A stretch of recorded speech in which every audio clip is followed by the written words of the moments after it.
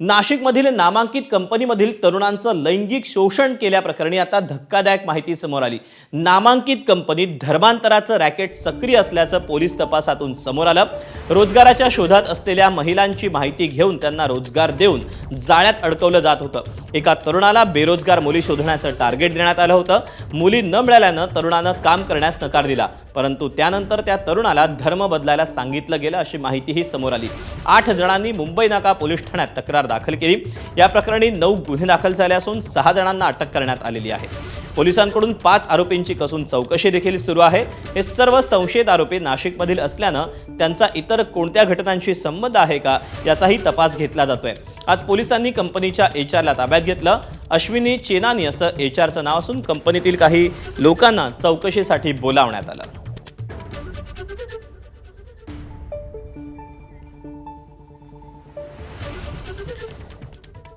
दरम्यान हे नाशिकमधलं so called corporate जिहादचं प्रकरण नेमकं काय आहे, कशा पद्धतीनं ही मोडस ऑपरेंडी होत होती ती आपण पाहूया।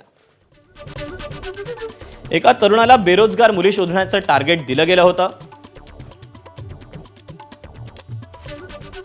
मुली न मिळाल्यानं या तरुणानं काम करायला नकार दिला। हिंदू मुली नाही का मिळत असा प्रश्न विचारला आणि तरुणाला धर्म बदलायला सांगितलं।